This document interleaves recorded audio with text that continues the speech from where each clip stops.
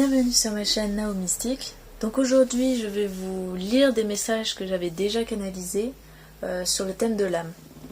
Donc c'est Métatron, un archange recteur qui me les avait livrés à l'époque. Donc les premiers messages datent de 2021, il me semble que le premier c'est du 4 juin 2021. Et alors moi à l'époque je ne savais pas du tout, j'avais une compréhension on va dire de quelqu'un de lambda, mais je savais pas exactement ce que c'était. Et donc du coup c'est pour ça qu'il prend le temps de m'expliquer et de repartir du départ, et je trouvais ça intéressant la manière dont il me l'a expliqué, et c'est pour ça que je voulais vous la livrer aujourd'hui. Donc bien sûr je l'ai expliqué avec mes mots de l'époque, donc ma compréhension, donc si c'est un peu simpliste par moment, voilà, c'était avec mon mode de pensée de l'époque. En tout cas j'espère quand même que ça pourra vous aider et peut-être vous donner une nouvelle compréhension, rajouter des savoirs que vous ignorez. Donc je vais commencer la lecture.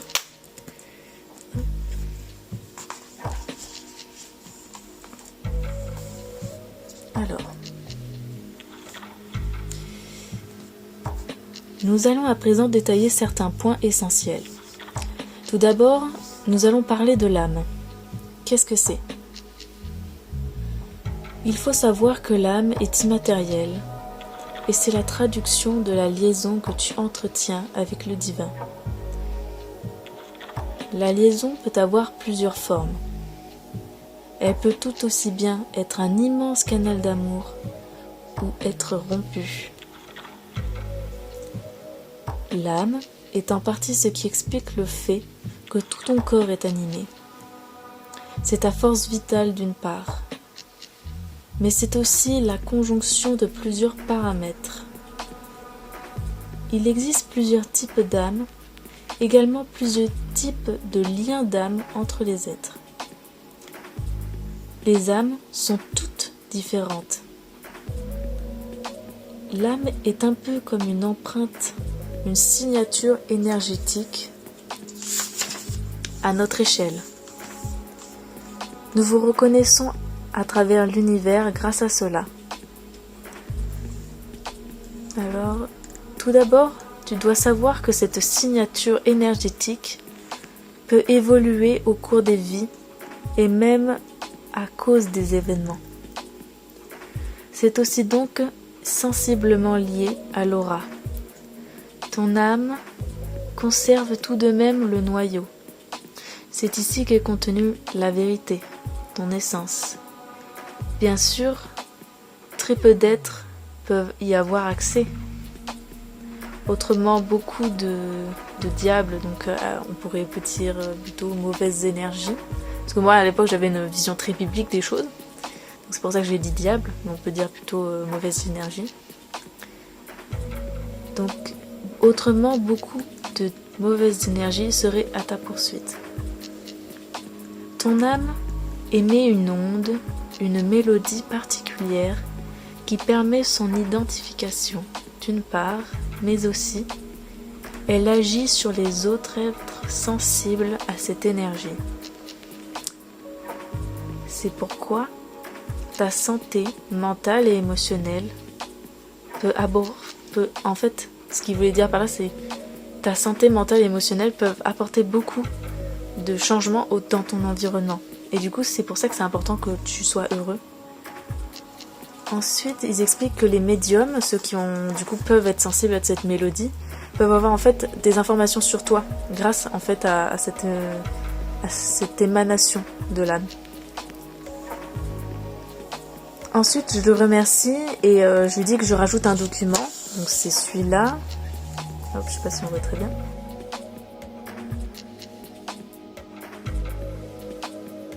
Donc ça, en fait, j'avais vu je sais plus ce que c'était, j'étais allée regarder quelque part une vidéo qui expliquait qu'en fait l'âme, c'était un peu la conjonction du coup d'une conscience émotionnelle, d'une conscience intellectuelle et d'une conscience spirituelle, avec une partie à la fois consciente et une partie à la fois inconsciente. Et qu'en fait, nous, on est juste la conjonction en fait, de toutes ces dimensions. Et en plus, il y avait aussi une conscience corporelle. Et que la conscience corporelle, en fait, apportait des informations à l'âme. Donc moi, j'avais visualisé avec le trait rouge. Et du coup, pour moi, j'avais fait des recherches et j'avais trouvé ça. Je sais plus d'où je l'ai tiré, mais je me souviens que ça ne venait pas ça venait pas de moi, je l'avais vu quelque part. Et c'est pour ça qu'après, dans le prochain message, on va reprendre cette information. Hop. Donc le prochain, c'est ici.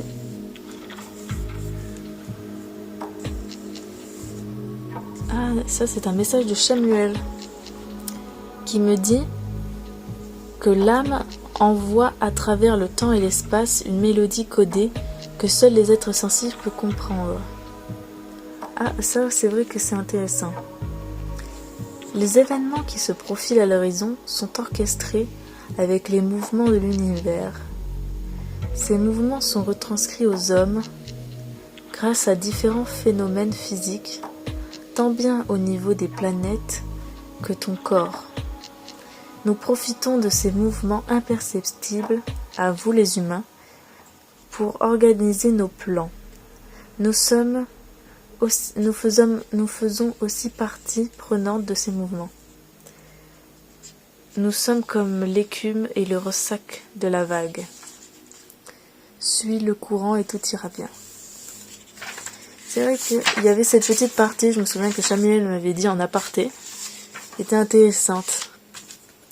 Mais on va dire que la suite de l'apprentissage c'est ici, en reprenant le dernier document que j'avais dit. Et en fait, pour moi, le dernier message de Samuel, en fait, m'évoquait le fait qu'il y avait une vibration globale dans laquelle tout le monde participe. C'est comme si on faisait partie de l'océan et les gouttes d'eau ne sont pas responsables du mouvement de la vague. Vous voyez ce que je veux dire? C'est comme si nous, on était une goutte d'eau, on faisait partie de la vague. Et on suit le mouvement. Ensuite, il écrit: ce soir, j'aimerais poursuivre ton apprentissage sur le sujet de l'âme. Les dernières fois, tu as ajouté un document à notre argumentation sur lequel j'aimerais rebondir. Le schéma précise que l'âme serait la conjonction entre plusieurs consciences, donc émotionnelle, intellectuelle et spirituelle. Ok. Avec à chaque fois des zones de conscience et d'inconscient. Ok. Ainsi, les échanges entre l'environnement et ton corps composeraient une dernière conscience qui nourrirait l'âme. Au centre de tout cela, nous y retrouverons la vérité. En effet, cette théorie reste plutôt minimaliste, mais elle résume plutôt bien ce qu'on peut s'attendre à retrouver en l'âme. Cependant, ce schéma omet beaucoup de dimensions et de paramètres importants dans son analyse. Premièrement, l'âme reste immatérielle, et celle-ci s'exprime dans plusieurs dimensions et dans plusieurs plans de pensée, mentale, psychologique, sexuelle. L'âme est ce qui vous lie à Dieu lui-même. C'est dans le noyau qu'est contenue une étincelle de vérité précosmique, le lien. C'est ce que Dieu vous a donné et qui fait de vous ses enfants. L'âme agit comme un catalyseur d'énergie divine. Celui-ci peut être bien alimenté si l'homme fait l'expérience de ce lien. Donc, c'est-à-dire s'il exprime dans sa réalité sa divinité, dans sa réalité matérielle, bien sûr, je parle.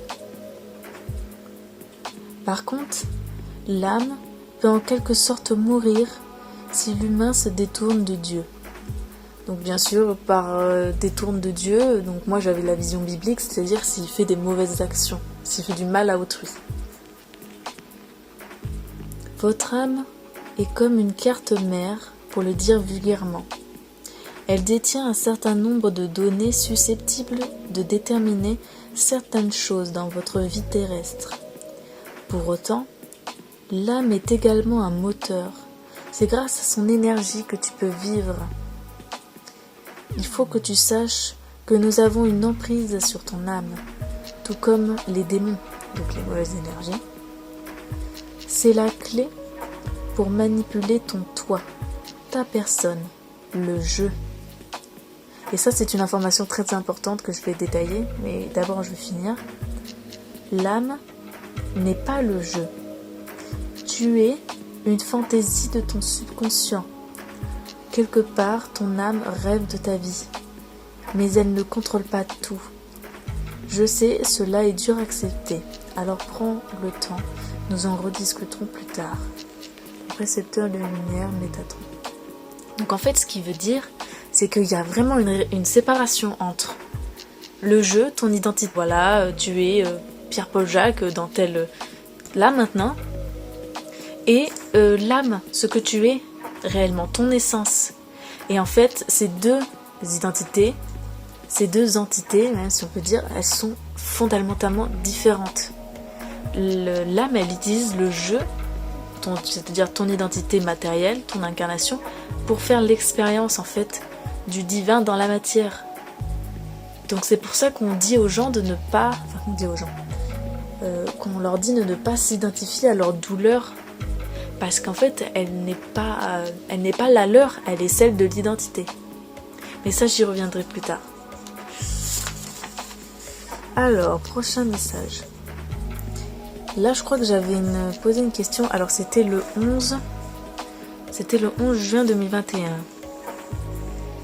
Et je crois que j'avais eu des questions par rapport aux vies antérieures, et c'est pour ça qu'ils vont m'en parler.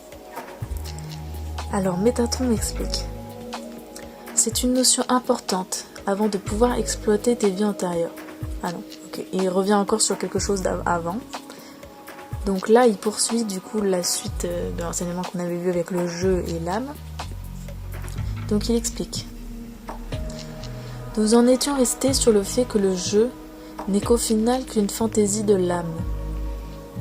Pour le dire sincèrement, le jeu est une interface permettant à l'âme d'expérimenter le corps physique. Donc voilà, c'est ce que je disais tout à l'heure. Les jeux sont remplaçables et à l'identique de ce qu'est l'âme. Donc à l'identique, c'est pas tout... Enfin, si on peut dire ça, mais disons que c'est le reflet des blessures que ton âme a choisi de guérir dans cette vie-ci. Donc c'est pour ça qu'en fait, il est écrit que c'est...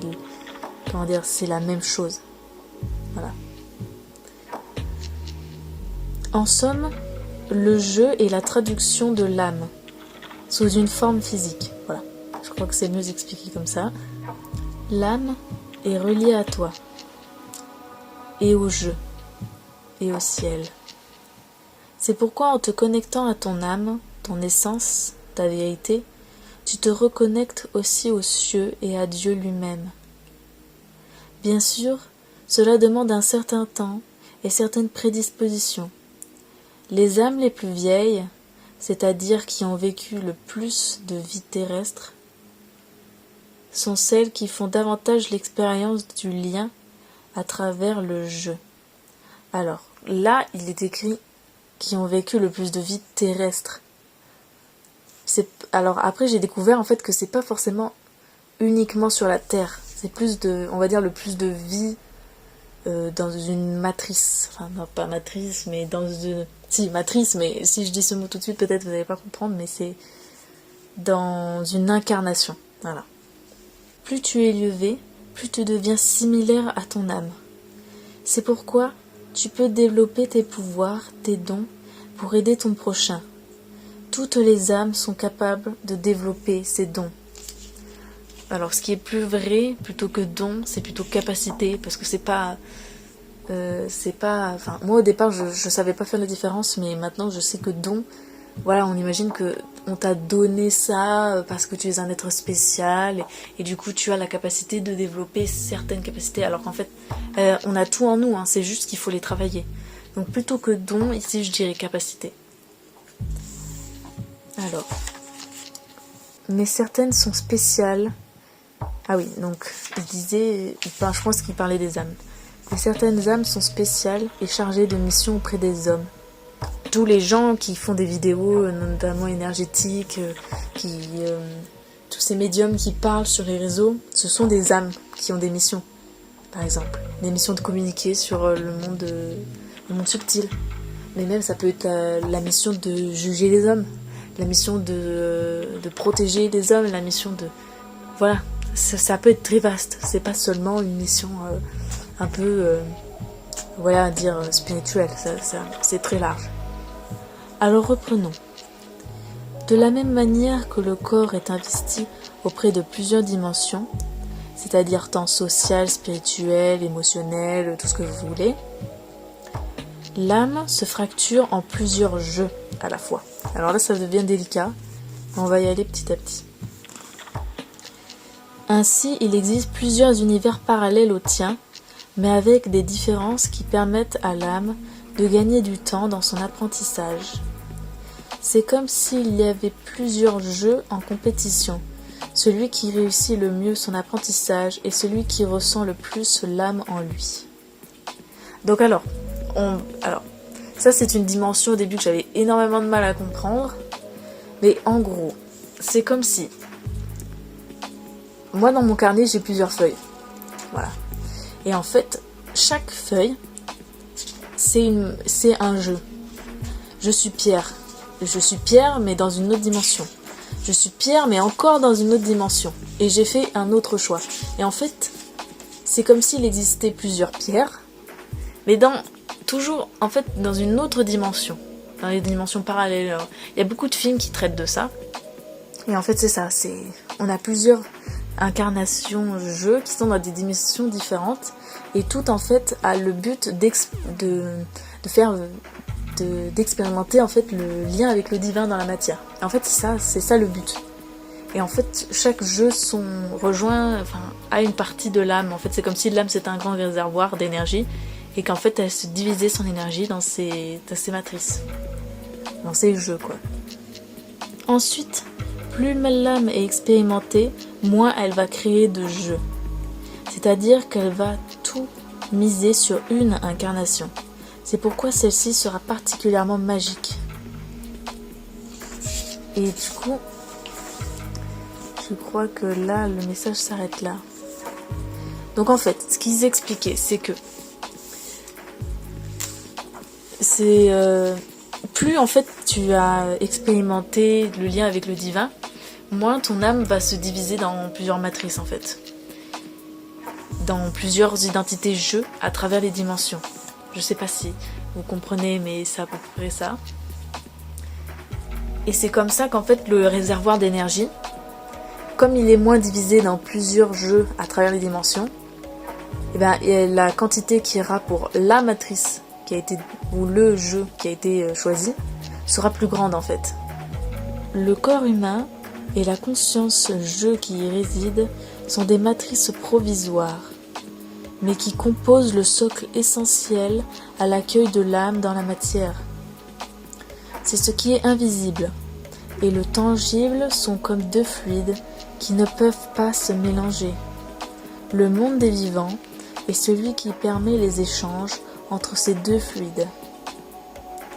Donc certains sont plus sensibles que d'autres à l'influence du coup de ce mélange, mais ils disent tu dois reconnaître aussi le pouvoir du choix et de ton libre arbitre. Tu es bien plus libre que tu ne veux bien le croire. Alors, ne t'emprisonne pas dans des croyances limitantes. Peu importe la voie que tu choisis, tu seras protégé et guidé. Je crois que je l'avais dit dans un précédent message, c'est que l'univers est composé en fait de matière, de fluides, dans lesquels les informations s'échangent en fait. Et il y en a certains, plus que d'autres, qui sont sensibles en fait à cet échange d'ions, si on peut dire ça comme ça. Si on a deux atomes, et ben voilà, il y en a certains qui seront plus sensibles que d'autres à ça. Et ce qui leur permet d'obtenir du coup des informations. Alors, là j'avais posé une question, j'avais dit, pourrions-nous développer comment se présente l'âme concrètement ? Est-ce que c'est dans mon corps ou quelque chose comme ça ? Ah oui, bah moi j'étais vraiment, je savais pas du tout, donc voilà. Donc ils disent, alors, il faut que tu commences à envisager le monde sous la forme de flux d'énergie ou de particules, si tu préfères. L'âme est plutôt un flux d'énergie plus ou moins intense, en fonction de l'ouverture de ton chakra couronne. Donc voilà, donc, je pense que les gens visualisent assez bien les chakras. Et en fait, en haut de ta tête, c'est comme si tu as une petite porte en fait qui s'ouvre. Et en fait, cette porte, elle laisse passer du flux d'énergie. Et en fait, c'est comme ça que je canalise notamment. C'est parce que cette porte qui est au-dessus de mon crâne, en fait, est ouverte. Donc c'est ça en fait la canalisation. Et c'est comme ça aussi qu'on reçoit les impulsions de son âme. Alors le flux est de 2 types, ascendant et descendant. Nous, les êtres de lumière, nous pourrons intervenir dans les informations descendantes. C'est comme si nous traversions le flux pour communiquer avec toi. L'âme n'est donc pas une sphère au niveau de ton cœur. Par contre, elle peut vibrer dans des points spécifiques de ton corps, au niveau des chakras. Il faut que tu imagines que ton corps est comme un vase percé de 7 trous. L'âme sera en somme de l'eau qui coulera en passant par la couronne, donc c'est-à-dire le chakra couronne. Si le courant n'est pas très fort, l'humain ne fait que l'expérience de la matière. Donc là, moi j'avais vraiment une image, c'est-à-dire je voyais un vase qui était percé comme ça de 7 trous. Et en fait, quand tu as de l'eau qui descend, si c'est un petit débit, ça va juste sortir dans le trou qui est en bas. C'est-à-dire le trou de chakra racine. Et en fait, plus le débit est fort, plus ça sortira en fait par tous ces trous-là en fait. Et c'est pour ça que quand on commence à s'éveiller, ou quand on commence petit à petit à recentrer les chakras vers le bas. Enfin, moi, en tout cas, c'est ce que j'avais constaté. Après, je sais pas si c'est vrai, parce que là-dessus, j'ai pas encore fait assez de recherches. Donc, si vous avez des informations là-dessus, n'hésitez pas à en faire part. Alors, mais s'il est puissant, alors tu découvres ton potentiel, car tous ces chakras sont alimentés par ton âme. Tu comprends ? Alors, ensuite j'avais demandé par rapport aux informations ascendantes, parce que du coup là on a fait les informations descendantes, et je veux savoir comment ça marche avec les informations ascendantes. Et du coup ils expliquent. Alors pour les informations ascendantes, c'est toutes les intentions et les efforts que tu fais dans la matière pour ressembler à ton âme, c'est-à-dire à t'aligner sur la même fréquence vibratoire qu'elle. C'est toutes tes prières et tes rêves, et tout l'amour que tu donnes, tout ce que tu crois oublier dans l'infini est envoyé à la source comme pour qu'elle te retrouve ou pour qu'elle s'éloigne de toi. Donc, en fait, ce qu'ils expliquent, c'est que, en gros, ton âme, en fait, qui tu es, toi, humain, tu envoies des informations ascendantes. Et en fait, ces informations ascendantes, c'est toute ton énergie, ce que tu es, l'amour que tu donnes. Et ça remonte. Et en fait, c'est comme si ça contribuait à te rapprocher en fait de ton âme et du coup de la source. C'est pour ça qu'on dit donne de l'amour, ça te reviendra en fait. Et là j'avais fait une expérience en fait où j'avais constaté qu'il y avait des gens en fait qui étaient perdus et ça m'avait fait mal. Et je dis, mais comment pouvoir aider des gens comme lui ? Et bien il me dit, sache que lorsque ta lumière éclatera aux yeux de tous, ils se verront apaisés. C'est-à-dire qu'en gros, quand tu es ce que tu dois être, tu rayonnes. Et le fait que tu rayonnes, pour les gens qui sont sur la même longueur d'onde que toi, ça les apaise. Cependant, il sera toujours de leur devoir de faire le chemin vers la purification. Donc ça, c'est vraiment pour dire, tu as beau aider quelqu'un, ça sera toujours à lui de faire les efforts, en fait. Prends aussi conscience que certaines âmes ne peuvent être sauvées. Tu ne pourras rien faire pour elles, n'aie aucun remords, car ce sont des âmes qui ont pactisé avec le diable. Donc avec le diable, c'est-à-dire qui ont choisi de mener une vie avec des mauvaises énergies, des mauvaises influences. Elles ont choisi, et peu importe les efforts que tu feras pour les sauver, ils seront vains. Si un jour elles décident de retourner auprès du Seigneur, donc c'est-à-dire revivre l'amour en soi, elles devront faire le chemin seules.